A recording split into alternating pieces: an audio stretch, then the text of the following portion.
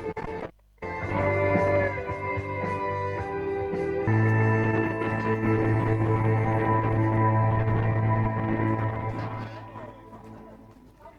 สดีท่านผู้ชมที่เคารพตอนรับบัตรทานมาติดตามรับชมการแข่งขันบาเตเปปซี่แล้วลีก1ฤดูกาล2025-2026นาที52อยู่ที่สนามกีฬาแห่งชาติหลัก16 31คำมันท่าประเสริฐพุทธศักดิ์พรหมภักดีลียูมินเป็นคู่ระหว่างสโมสรบาเตน้อยและสโมสรบาเตกองทัพแข่งในเวลาเดียวกันเลยเอาเริ่ม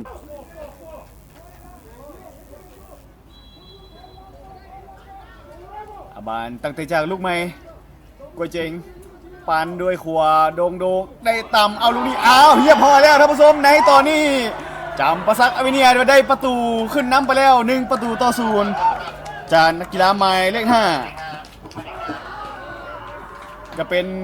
กาโยซอนเนาะที่ว่าใส่หัวขึ้นต่ำเอามาเบิ่งจังหวะที่กล้วยเจงก็เปิดเข้าไปลอยไปแล้วเป็นกาโยซอนเนาะขึ้นจังหวะที่กล้วยเจงเปิดขึ้นไปโอ้เธอ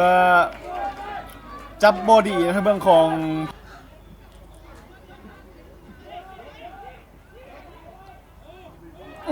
จะเป็นกรรมการโอ้ยังให้ลินต่อโอ้โบให้ฟาวโอ้เอาแล้วลูกนี้ออกมาไก่กบโลกพทิพย์อ้า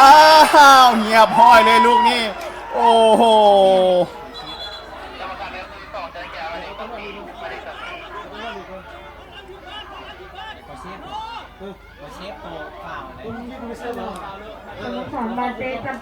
มีปัญหาดราม่าท้ายเกมเล็กน้อยเนาะกรรมการตัดสินโบให้เป็นบันใหม่เนาะเดี๋ยวมาคอนเฟิร์มประตูนะครับผู้ชมโจนี่โยกเข้าไปลึกๆเลยลูกนี้เอ้าเก็บบานจังหวะ2ลงสุดท้ายต้องไปเคี่ยวไปและเสียงวิญญาณจบการแข่งขันเป็นบทสัมภาษณ์ของหัวหน้าผู้ฝึกและนักกีฬาของทั้ง2ทีม